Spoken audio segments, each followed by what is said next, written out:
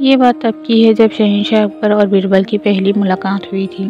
उस समय सभी बीरबल को महेशदास के नाम से जानते थे। एक दिन शहंशाह अकबर बाजार में महेशदास की होशियारी से खुश होकर उसे अपने दरबार में इनाम देने के लिए बुलाते हैं और निशानी के तौर पर अपनी अंगूठी देते हैं। कुछ समय बाद महेशदास सुल्तान अकबर से मिलने का विचार बनाकर उनके महल की ओर रवाना हो जाते हैं। वहां पहुंचकर महेशदास देखते हैं कि महल के बाहर बहुत लंबी लाइनें लगी हुई है और दरबार हर व्यक्ति से कुछ न कुछ लेकर ही उन्हें अंदर जाने दे रहा है। जब महेशदास का नंबर आया तो उसने कहा कि महाराज ने मुझे इनाम देने के लिए बुलाया है और उसने सुल्तान की अंगूठी दिखाई। दरबार के मन में लालच आ गया और उसने कहा कि मैं तुम एक ही शर्त पर अंदर जाने दूंगा, अगर तुम मुझे इनाम में से आधा हिस्सा दोगे तो। दरबार की बात सुनकर महेशदास ने कुछ सोचा और उसकी बात मानकर महल में चले गए। दरबार में पहुंचकर वे अपना नंबर आने का इंतजार करने लगे।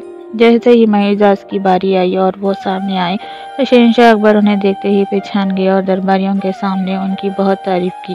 बादशाह अकबर ने कहा कि बोलो महेशदास, इनाम में क्या चाहिए।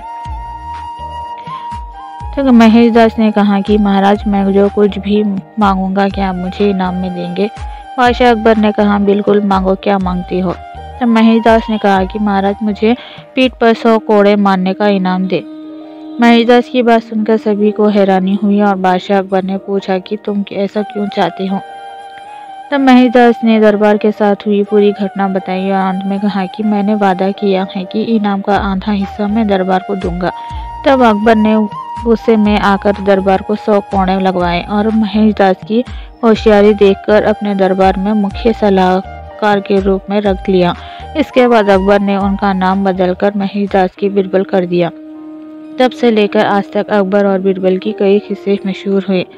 हमें अपना काम ईमानदारी से और बिना किसी लालच के करना चाहिए। अगर आप कुछ पाने की उम्मीद से कोई काम करते हो तो हमेशा बुरे परिणाम का सामना करना पड़ता है, जैसे इस कहानी में लालची दरबार के साथ हुआ।